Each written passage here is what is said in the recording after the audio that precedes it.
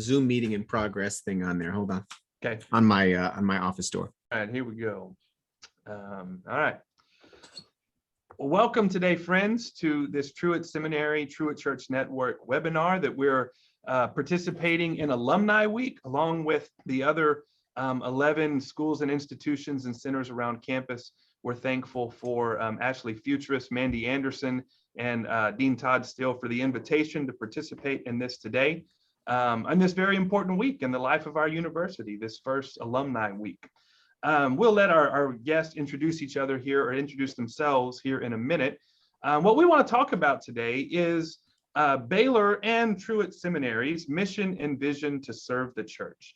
Baylor University does many wonderful things, but from our inception, serving the church and being an extension of and a gift to the church has been part of the core of Baylor's mission and vision. And we're always striving to do that. And increasingly, Truett Seminary forms part of the tip of the spear for how Baylor University does this. And that begins often at Truett with our faculty and what they are writing, what they are researching, what they are teaching, and how they serve the church. And that's really what we want to discuss today. So I'll let our faculty introduce themselves today. I'm Matt Holmeyer. First off, I'm an assistant dean for external affairs, director of the Truett Church Network, and moderating and kind of guiding discussion today. And Angela, why don't you begin us? Hi, I am Reverend Dr. Angela Gorrell, and I am assistant professor of practical theology here at Truett Seminary. Hey everybody, my name is Reverend Dr. Jared Alcantara, and I'm an associate professor of preaching here at Truett Seminary. I came in 2018 and happy to join you, Matt. Thanks for having me. I think you're muted, Dr. Creech. I am Reverend Dr. Robert Creech, and I have been at Truett for 11 years. This is number 12, and I teach pastoral leadership.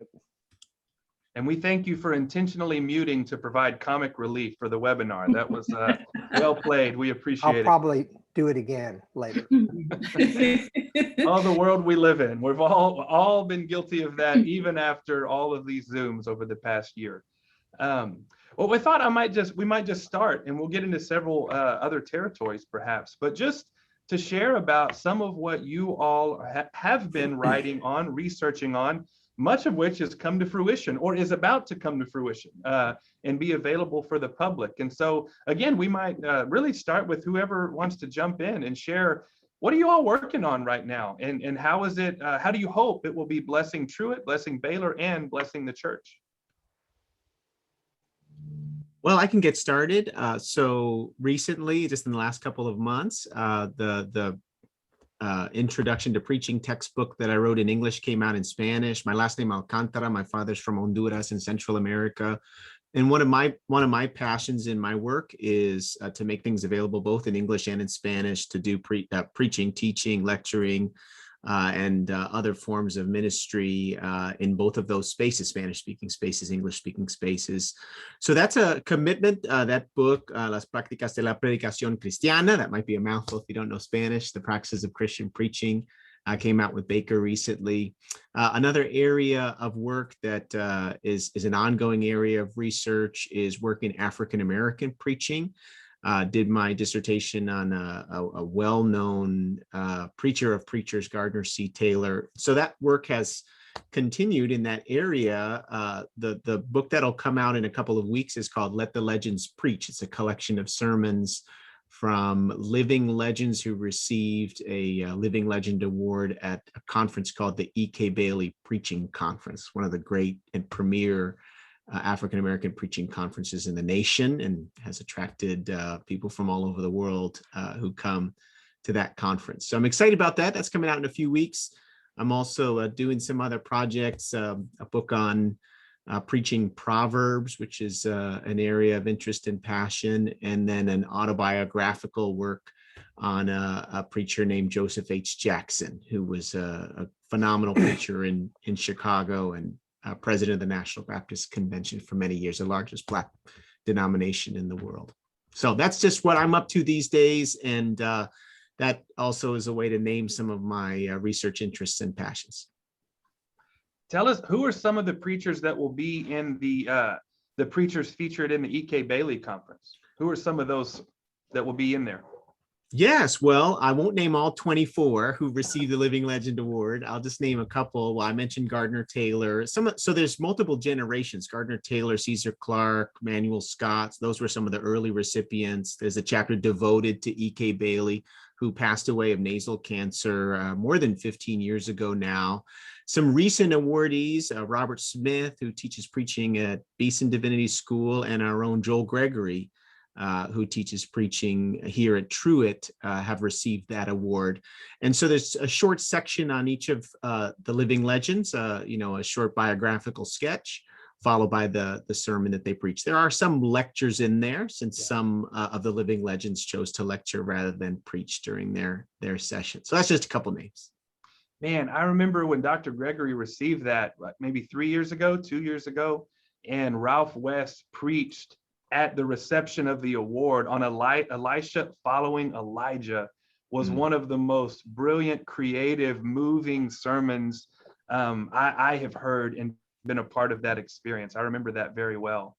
Well, that'll be you. Sounds like you're busy, Jared. That's a lot going on right now. Doing the best I can. I've got 3 kids who are growing like weeds, and also am honored to be able to do this ministry of writing, as I also do a ministry of teaching and preaching as well. So yeah, just grateful for those opportunities. And when did you get to Truett? 2017? No, I came in the summer of 2018, the day that we closed on our house. It was 102 degrees, and I thought, Lord, only you would have to call me.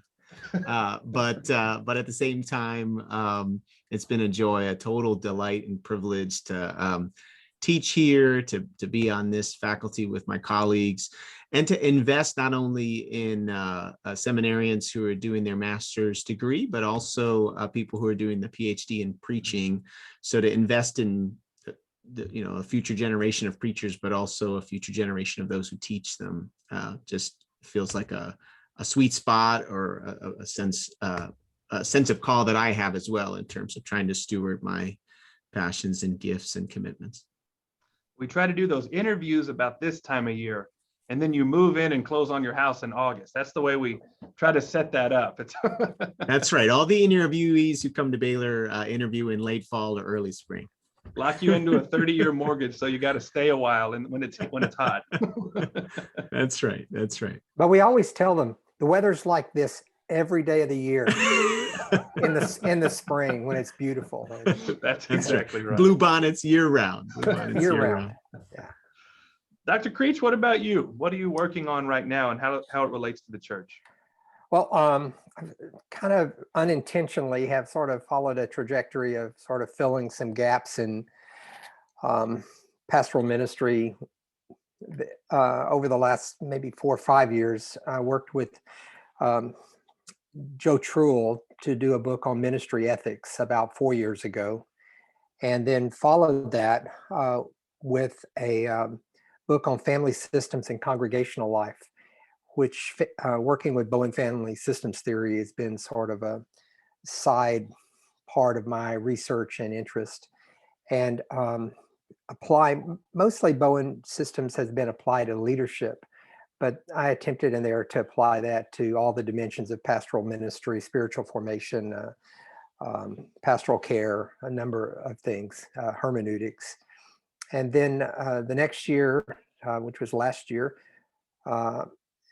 did a second edition of a book on leadership and family systems theory called The Leader's Journey. And my co-authors and I revised that by about 25% and did a second edition. It had been out for about 20 years. And then right now I'm editing the manuscript. I've got the galleys back from the publisher, a book on pastoral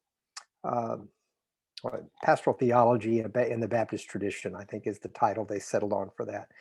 And this also was something of a gap. I was teaching life and work of the pastor a few years ago, and one of our students in there, Evelyn Ofong, kind of raised her hand, said about halfway through the semester, we have a couple of Methodist voices here. We were reading Will Willimon and Tom Oden, and we've got a Lutheran voice. We were reading Richard Lishner, and and she said, "Where's the Baptist voice?" And I said, "Well, there's not one. I mean, there was really not a book on Baptist pastoral theology." And she said, "Well, then why don't you write that?" And so that kind of was filed away in the back of my head, and I started working on that. We were talking before we got started here. Dr. Gorrell and Alcantara and I and a couple of others in our practical theology department, Angela Reed and Mike Stroop, had a practice over the last year or two of before COVID of meeting one Friday a month at the faculty center and reserving a room and praying together, writing together, eating lunch together, and working on writing projects. And this book on pastoral theology came out of that. I wrote the book proposal for Baker Academic during that process. It'll come out in October. It'll be in the fall catalog. And I'm pretty excited about that. So ethics and family systems theory and leadership and pastoral theology have been sort of areas where I've been working for the past 4 or 5 years. I love the story about y'all gathering together. I mean, what just a great picture of, well, of a different day and time from the last year. It kind of makes us miss those days and look for them to come again, hopefully soon, but certainly of the collegiality and cooperation we aim for. We don't always hit it square in the mark, but that we aim for it, Truett. And that's a wonderful picture of that. And I'm sure some great stories have come out of that. And you said that the pastoral theology book will come out in September. Is that what you're hoping for? In October. And I have relied on, I've tried to be as broad as I could about Baptist voices who speak into this. And so as much as possible from what's published, I tried to use Baptists in the broadest sense possible. And so Baptists from various cultures and both men and women, and asking the question, what have Baptists said about what it means to be a pastor and to do the work of a pastor? That's kind of the questions I'm trying to answer in there. So every chapter has the same outline. It's got biblical background on the topic, say preaching, and then it'll have historical bypass, which is what have Baptists said or what have been in our confessions of faith or our sermons. And then the third part is theological reflection, which is just some of my own reading, speaking into some aspect of that topic.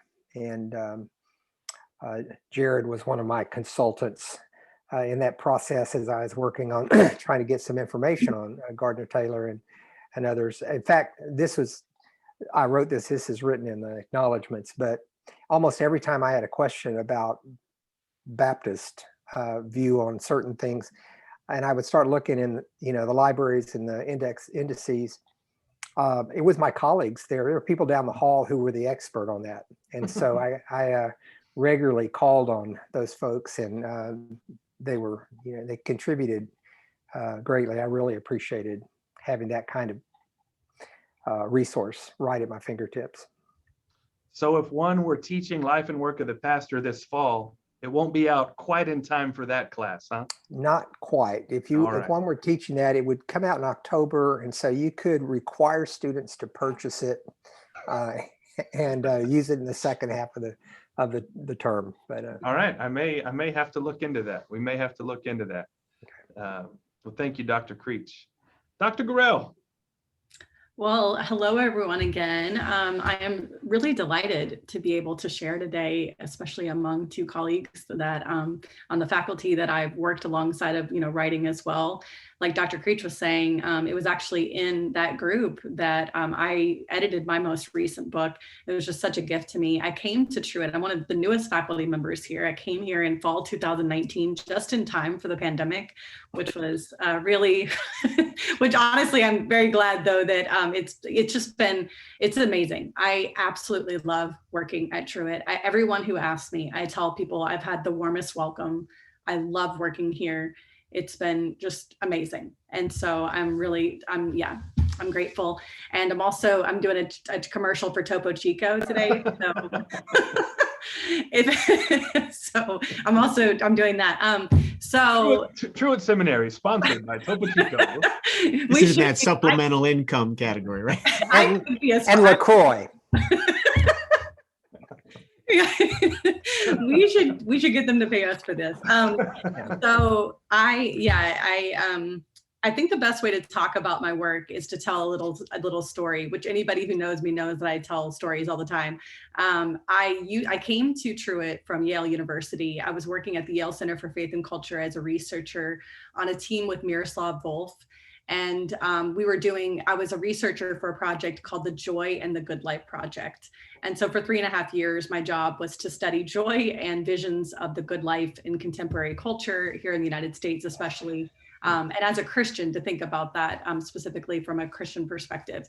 So Miroslav, when he finished his PhD, he was talking to his PhD mentor, who was Jürgen Moltmann, and he's talking to Professor Moltmann, and he's just like, okay, I have my PhD, like, what do I do? What do I do next? Help me out, And which is funny if you know Miroslav Volf's work, because he figured it out he's done all right, but Professor Moltmann looks at him and he said, Miroslav, find issues that matter to people and shine the light of the gospel on them. And when I heard that story, I resonated so deeply with what Professor Moltmann had said to Miroslav, my friend and colleague now, my former boss, but now he's my friend. So I resonated so deeply, and I just thought, I think that is what I feel very called to, as someone who felt deeply called to ministry in 7th grade. I was in ministry for 14 years before becoming a professor, and mostly to youth and young adults and children and families. I felt like, yes, as a researcher, as a professor, as a writer, I really want to speak to the things that keep people awake at night. And one of the things that I think keeps a lot of us awake at night, and certainly has been at the forefront of our minds for the last year, is media. And so I thought I want to spend some time, and I've spent the last decade of my life attending to various issues in the new media landscape. So how does our use of social media and other forms of new media impact our relationships with each other, our sense of self, our identity formation? How does it impact our religious practices, the way that we relate to God? And so I wrote a book about that, which is basically for Christian leaders of all kinds, like lay leaders, staff at churches, to be able to use to help people in their Christian communities to think theologically about the new media landscape, to think about how their social media use and other forms of new media use can be integrated with their faith, how to make sense of how to move in this landscape in light of our faith. And that book is called Always On: Practicing Faith in a New Media Landscape. It came out in May 2019. I had no idea that about 9 months later, we would literally all be always on. So that was kind of wild. Yeah, and then I wrote a chapter for, in line with this new media stuff, I wrote a chapter on Christian witness in a transhumanist era for a book that just came out in the fall. It's called Techno-Sapiens in a Networked Era. And so what in that chapter, basically, if you're interested in sort of transhumanism and what's coming in the future in the new media landscape, if you're that kind of a futuristic media person who's like, whoa, what's coming and how do we think about this as Christians, that book is dedicated to those kinds of questions. And then just a little recently, a couple months ago, a book came out that I wrote a chapter for as well. During the pandemic, a group of us came together and we wrote chapters for a book that's called In This Together: Ministry in Times of Crisis. And it's about literally ministry during the pandemic. What has happened? What did we see people doing? What were the benefits and challenges of this time? What could be coming? How do we make sense of the ministry that we've all been doing in the midst of this pandemic? And so, yeah, that book's available as well. And then, but my great passion right now is talking about a book that came out that my second book, my second monologue, monogram. What am I trying to say right now? I don't know. Monograph. Thank you. I was like, you all, I have been talking nonstop about this book, which means that my brain is tired and, but I'm so, yeah, there it is. I have this one. It's literally top of the stack. Top of the stack. Next week. Yeah, like, oh my goodness. I feel terrible. I'm not in my office, so I don't have my other copies to be able to show everybody else's books. Okay. But yeah, my most recent book, or my second book that is just me, is a book called The Gravity of Joy, a story of being lost and found. And this book, so 8 months into working on the Joy Project at Yale, and there's really no, I'm going to say this quickly, but it took me a lot of months and a lot of time writing and thinking, and it's been 4 years since this happened to be able to say it this way. But basically in 4 weeks, about 8 months into the project, I lost 3 of my family members. One to suicide, Dustin, at 30 years old, my nephew Mason at 22 of sudden cardiac arrest, and then my dad, about 5 days after Mason's funeral, died after 12 years of opioid use. And obviously it was the most devastating 4 weeks of my life. And it wasn't until a year and a half later that I began to make sense of my work at Yale and everything that had happened. But basically I became a chaplain at a women's prison with women on suicide watch, most of the women in my Bible study were in prison for a crime related to addiction.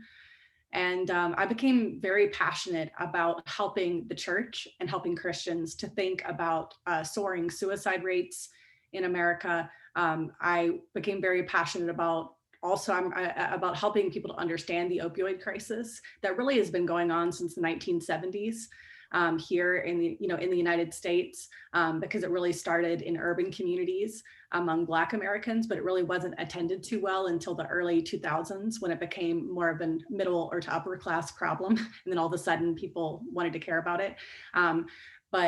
Or some people did, but it's still very much a problem in the United States. And so, but then also mass incarceration. And so this book is a strange, interesting, a set of stories that tells the story of how joy is a counteragent to despair. And ultimately this book is addressing despair. And I'm arguing that mass incarceration is a consequence of despair, that suicide rates and also the opioid crisis are all, these are deaths of despair, and joy is a counteragent to despair. And so what does the church, what does it mean for the church to think about joy as a counteragent of despair? What is joy? How do we understand it more deeply? How do we become more open to it? And how do we all join the groundswell of people who are attending to these 3 crises in the United States in concrete ways? So, yeah. And that's excellent. It is literally on the top of my stack, next thing to read. I've heard so many that are enjoying it and appreciating it. I mean, this is an off-the-cuff question. We didn't plan this, but we're living now in light of this mass shooting in Atlanta earlier this week. And pandemic sort of has lowered the numbers of shootings, but before pandemic, there was just one every week, if not every couple of days. Do you see some of the same things that as you've studied joy in response to despair, that might be that despair is at the root of this pandemic of violence, so to speak, that is out there as well? Oh, certainly. I think that, I study, I think it's important to say that anything I say about despair, I'm going to say as a theologian rather than, a psychologist or psychiatrist, though I do think about how psychology plays into mental distress. But as a theologian, I think that despair is the sense that life has become meaningless or hopeless, but also that, that no one can reach you, that you no longer have a connection with other people, that your life does not matter anymore. And I think that certainly that can be going on when someone commits an act of violence, like a mass shooting. But I also think it's very important to name that while that person may be experiencing despair, that also oftentimes mass shootings, as we saw in Charleston, as what I think I saw in Atlanta, it's not just an act of that's coming from despair, but it is an act of embodied racism.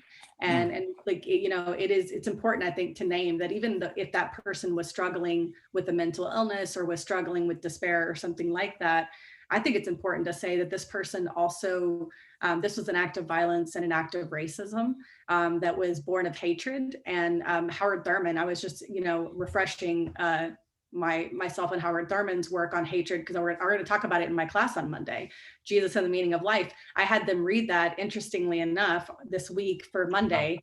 And he says that hatred begins with contact without fellowship, and then it moves into, an unsympathetic understanding, which then turns to ill will, which becomes an act of hatred walking the earth, and I think that's what we see on Tuesday in Atlanta, is somebody who takes it's ill will, it's hatred walking the earth. I think that was what we see on Tuesday. And so what do we do to remedy such hatred? What do we do to remedy to begin to heal racism in America? I mean, part of that work, which so many people have commented on this and written incredible volumes about this, but part of it is contact with fellowship. And we have to have relationships with each other and many other things that we could name, but. That's excellent. Thank you. That was not in our notes for today, but I think it's helpful and timely as we all grapple with our own responses to this and understanding. Thank y'all for sharing that. I mean, I think that is just tip of the iceberg of an exemplary of roughly 20, 22 other faculty members that are writing and researching and really thinking every day about how what you are doing every day impacts the church, and it sort of flows from the church and hopefully flows to pastors, ministers, and the church. And I don't think it was incidental that I think each of you introduced yourselves as Reverend Doctor, that you are professor and you are a called minister of the gospel, ordained minister of the gospel. If I can ask this, kind of in some of our closing thoughts here in our last 5 or 6 minutes, how is what you are writing, and so you are reverends, you are ordained ministers, you're calling, your first love, as I visited with many of you, was to the church, and the academic calling sort of flowed from that. I think that's fair, as you all and I visited about that through the years. How is what you're writing affecting how you are preparing ministers, and just how your love of the church is growing and changing? Anybody care to wade into that territory? I would speak to that. One is the things I've written recently, I have 2 audiences in mind. One are people who are serving in congregations, and the other is students who are preparing to serve in congregations, and just sort of that whole stream of life there. Those are the people to whom I write and who I have in mind when I'm doing that. You ask about how our commitment to the church has changed. I think I've spent my whole long life with one foot in both of those worlds, and I've been pastor for more than 20 years. And the whole time I was pastor, I was teaching as an adjunct at some place. And then I've been about 20 years a professor. And the whole time I've been professor, I have been doing interim pastorates and working with congregations. They're both they're not separable from me. And one of the things the COVID year has done for me, I went for a year without preaching. Wow. Face to face and being in public worship. I've been doing this for worship, and there's been some satisfaction to that. I have to admit, to be every week I can be with people and we talk and we're in small groups. But a month ago tomorrow, I'm going to preach again at this little church nearby tomorrow. And a month ago I preached there, and that was the first time in a year. And the psalm, I was glad when they said to me that it took on completely different meaning, I miss being with God's people in congregational life and in church. And it's been a real grief and a real loss not to have that as a regular part of life. And so if anything, the year has made that more precious for me. It matters to me to be present with God's people in worship and service. I went from February to July without preaching, which was probably the longest I had gone since I was 18, 17. Mm-hmm. And I understood Ezekiel's fire in the bones. I was almost physically itchy on Sundays and the weeks leading up I ended up writing things just for myself and thinking through that, you just realize this is such a part of not just my routine, but my calling. And when you read scripture and you're reading devotionally, it needs to get out of me, and to finally, when I started preaching online a few places, I mean, yeah, it was like, it's getting, anyway, I resemble that, Robert. Jared, Angela, anything you want to add to that? That was pretty good. It's hard to top. I mean, I'll just say that I think I'm really interested in making sure that the classes that I teach at Truett, and also I have the honor this semester of working with some undergrads as well. So I have undergrads and graduate students together in the same class. It's on Mondays, Jesus in the Meaning of Life. And what we're trying to do in that class is to think about a new way of discipleship. And so I'm really interested in new forms of Christian education and formation, more participatory forms where there's a lot more dialogue in different kinds of Christian religious educational spaces and stuff like that. And so in Jesus in the Meaning of Life, we address some of the most important questions that we need to answer as human beings. And basically but I'll just say that we address several questions, but the central question of the class is, what kind of life is worthy of our humanity? And so I am really hoping that this class equips young people, the young people in this class, that they're all young people, to think about, what does it look like to think about discipleship in that way, of helping people to answer a question like this, and then to live into the answers that they articulate.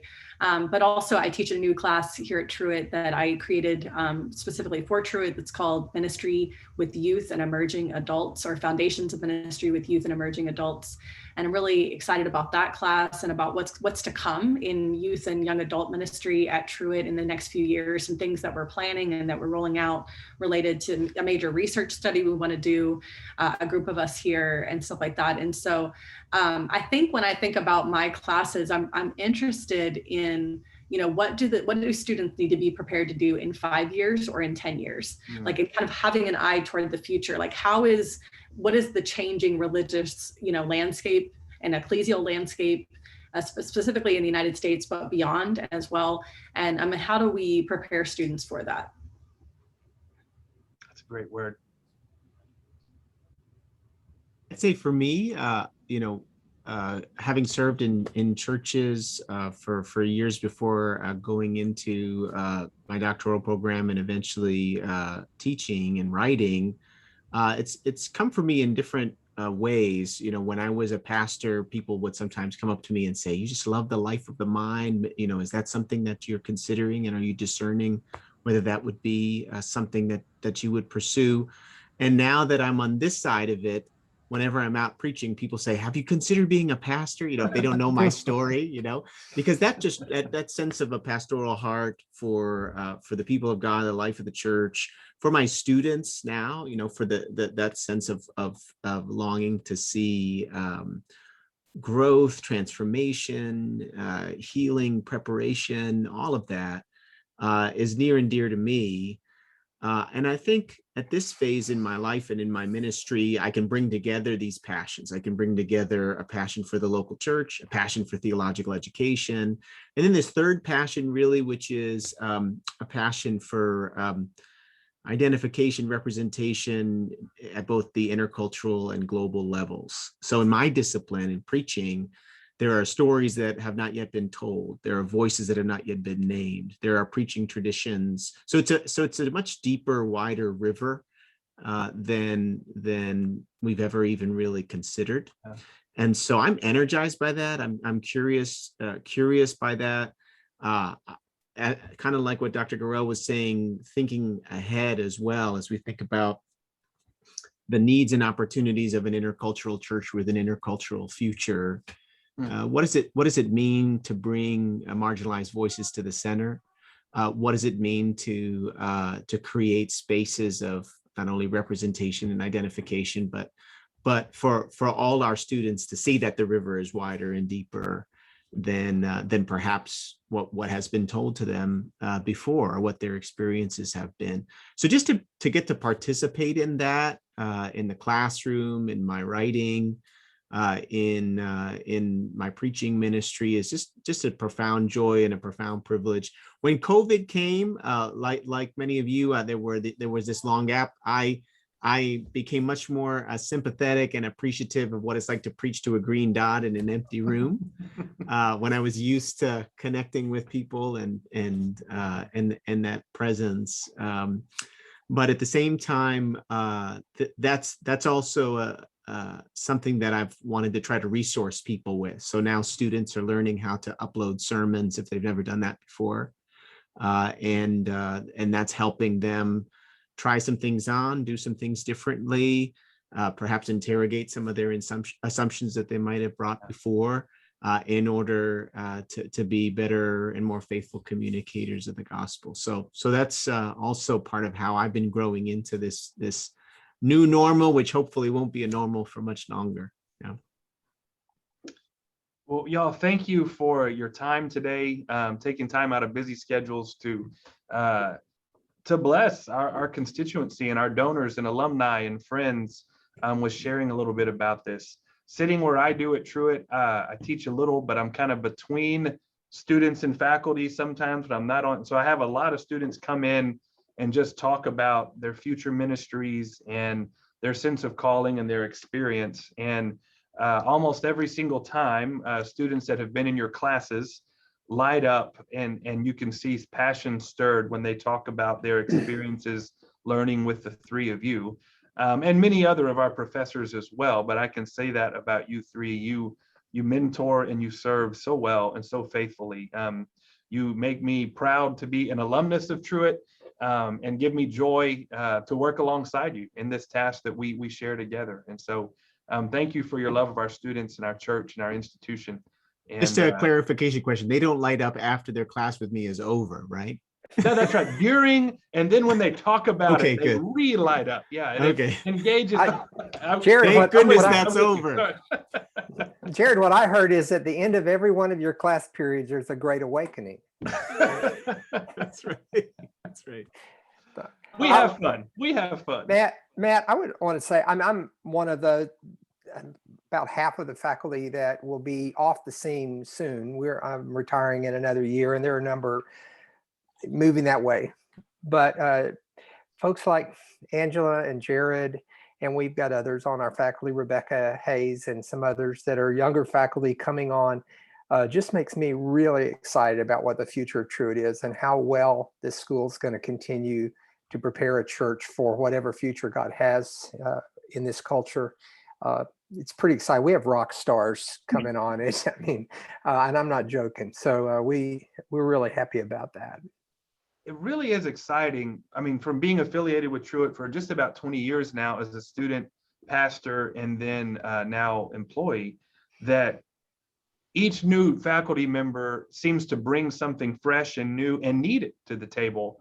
And yet we've somehow maintained a good shared ethos that stayed fairly consistent throughout. And that's a work of the Spirit, I believe. I mean, that's something that's really hard just to plan, but continues to happen and is exciting. And I will humbly say I was on the search committees that called these two. So I just humbly say you weren't that, the dissenting vote though, right? I wasn't. You were pro us? Okay, I just want to be sure. I was the decisive vote, but not the dissenting vote. Okay. No, and I want to say, I bet that you would say the same thing. Like, I wanted to come to Truett because of the committee that hired me. I mean, me too. Like, literally, it was like Robert, Mike, Angela. I mean, like, Brian, just talking to you all, relating to you all over those months. I was like, wow, those are people that I want to be colleagues of. Like, they are amazing human beings. So, and Reverend Holmeyer, thank you so much for your questions today and for guiding us and for all that you do here at Truett, for the network that you, for the Center for Ministry Effectiveness that you run, for all the classes you teach, for all that you contribute to this place, yeah. And thanks to everybody that's a part of this, like listening with us, all that you do, to support this seminary. Send us your people. Tell it, send them to us. We want to, and we want to partner with you. We want to learn from you. That's well said. That's a good word to end on. Blessings, everyone. Have a great rest of the day. Bye-bye. Good to be with you.